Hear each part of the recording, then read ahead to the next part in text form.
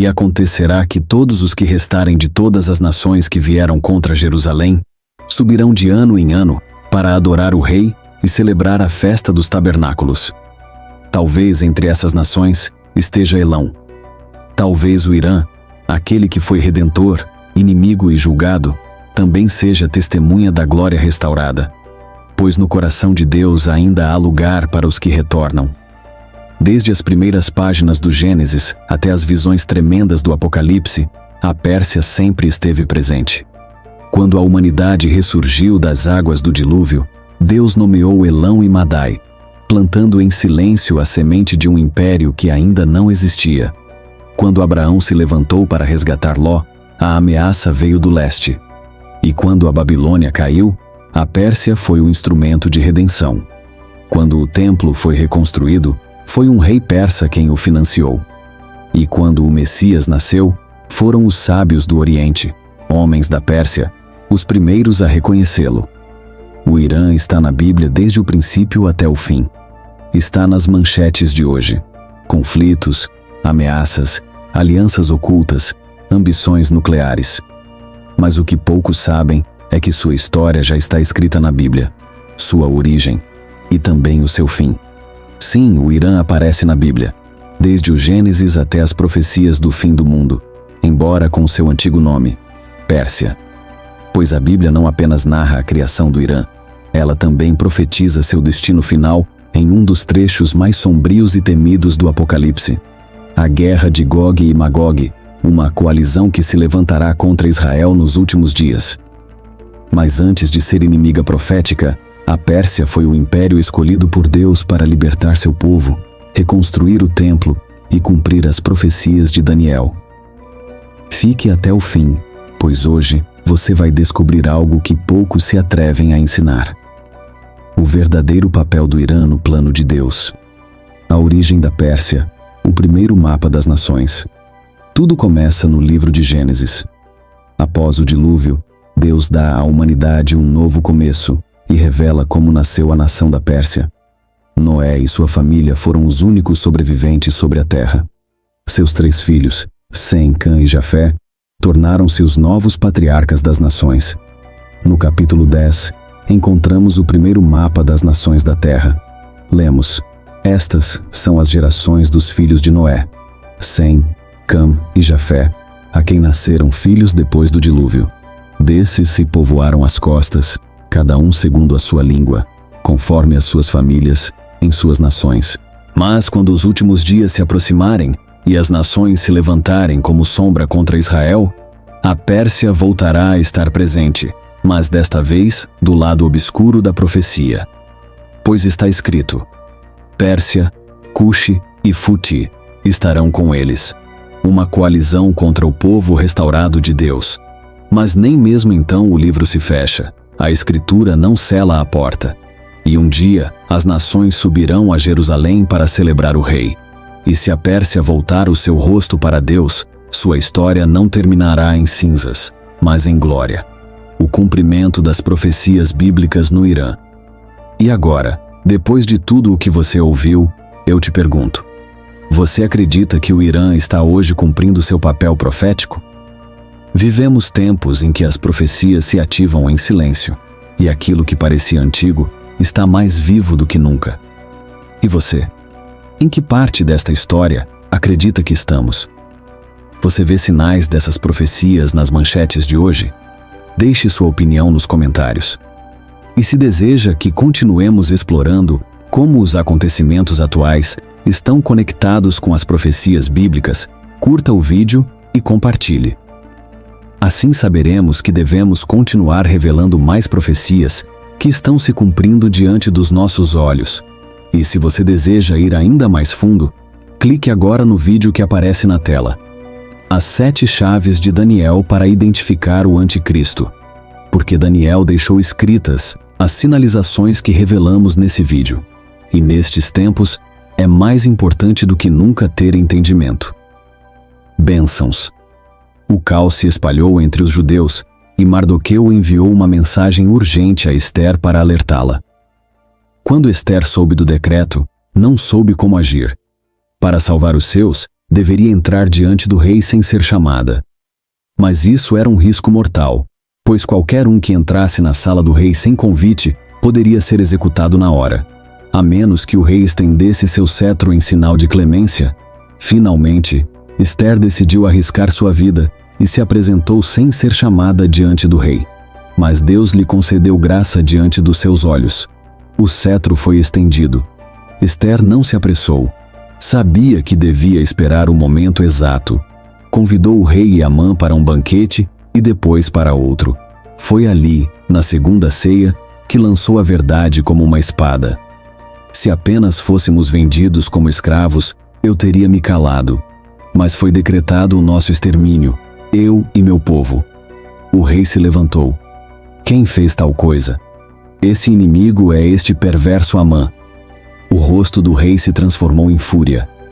Amã caiu de joelhos, suplicando por sua vida. Mas já era tarde. Na mesma forca que havia mandado construir para Mardoqueu, foi enforcado Amã. Mas o perigo não havia passado. O decreto ainda estava em vigor, pois a lei da Pérsia não podia ser revogada. Então, Ester e Mardoqueu propuseram algo ainda mais ousado: um novo decreto. O rei o assinou, e assim, em todas as províncias, os judeus receberam o direito de se defenderem. O dia que estava destinado a ser seu fim, se converteu no dia de sua vitória, e o Império Persa se tornou, sem saber, refúgio, trono e escudo para o povo de Deus. Irã, o que hoje vemos nas manchetes, agressivo, desafiador, cercado de alianças sombrias, também será parte de um mundo restaurado. A história bíblica da Pérsia é um espelho da humanidade redimida, caída, julgada e restaurada pela graça. Por isso, o destino final do Irã, segundo a Bíblia, é um alerta para os impérios que desafiam a Deus, mas também uma promessa para aqueles que se arrependem. Pois está escrito que, nos últimos dias, as nações subirão a Jerusalém para adorar o Rei, o Senhor dos Exércitos. Este é o mapa genealógico dos filhos de Noé. E aqui são revelados os dois patriarcas dos quais surgiria o Império Persa, Madai e Elão. Madai era filho de Jafé, e dele descenderam os Medos, um povo que habitava as montanhas do norte, na região que hoje faz parte do Irã. Desde essas montanhas, os descendentes de Madai começaram a se expandir, fundando aldeias, clãs e tribos. Eram independentes, montanheses duros, conhecidos por sua resistência e organização tribal. Madai é o antepassado direto do coração norte do antigo Irã.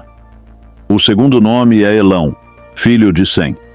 Seus descendentes, os Elamitas, se estabeleceram ao sudoeste do Irã, nas férteis terras próximas ao Golfo Pérsico.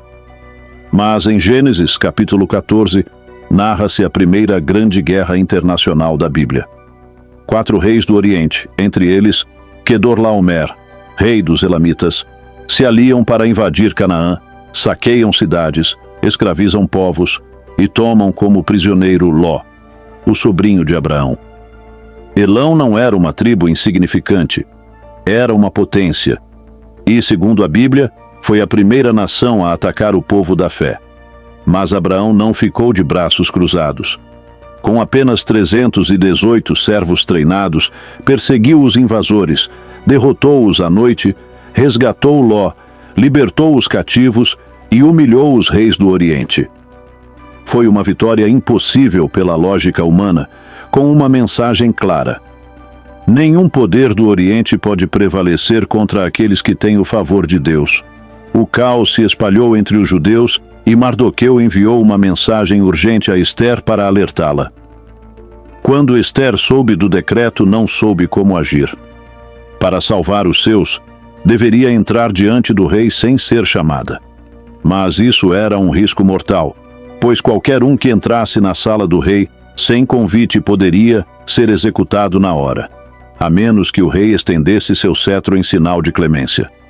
Finalmente, Ester decidiu arriscar sua vida e se apresentou sem ser chamada diante do rei. Mas Deus lhe concedeu graça diante dos seus olhos. O cetro foi estendido. Ester não se apressou. sabia que devia esperar o momento exato. Convidou o rei Amã para um banquete e depois para outro. Foi ali, na segunda ceia, que lançou a verdade como uma espada. Se apenas fôssemos vendidos como escravos, eu teria me calado. Mas foi decretado o nosso extermínio, eu e meu povo. O rei se levantou. Quem fez tal coisa? Esse inimigo é este perverso Amã. O rosto do rei se transformou em fúria. Amã caiu de joelhos, suplicando por sua vida, mas já era tarde. Na mesma forca que havia mandado construir para Mardoqueu, foi enforcado Amã. Mas o perigo não havia passado. O decreto ainda estava em vigor, pois a lei da Pérsia não podia ser revogada. Então Ester e Mardoqueu propuseram algo ainda mais ousado, um novo decreto. O rei o assinou, e assim, em todas as províncias, os judeus receberam o direito de se defenderem. O dia que estava destinado a ser seu fim se converteu no dia de sua vitória. E o Império Persa se tornou, sem saber, refúgio, trono e escudo para o povo de Deus. Irã, o que hoje vemos nas manchetes, agressivo, desafiador, cercado de alianças sombrias, também será parte de um mundo restaurado. A história bíblica da Pérsia é um espelho da humanidade redimida, caída, julgada e restaurada pela graça. Por isso, o destino final do Irã, segundo a Bíblia, é um alerta para os impérios que desafiam a Deus, mas também uma promessa para aqueles que se arrependem, pois está escrito que nos últimos dias as nações subirão a Jerusalém para adorar o Rei, o Senhor dos Exércitos. E acontecerá que todos os que restarem de todas as nações que vieram contra Jerusalém subirão de ano em ano para adorar o Rei e celebrar a festa dos tabernáculos. Talvez entre essas nações esteja Elão, talvez o Irã, aquele que foi redentor, inimigo e julgado, também seja testemunha da glória restaurada. Pois no coração de Deus ainda há lugar para os que retornam,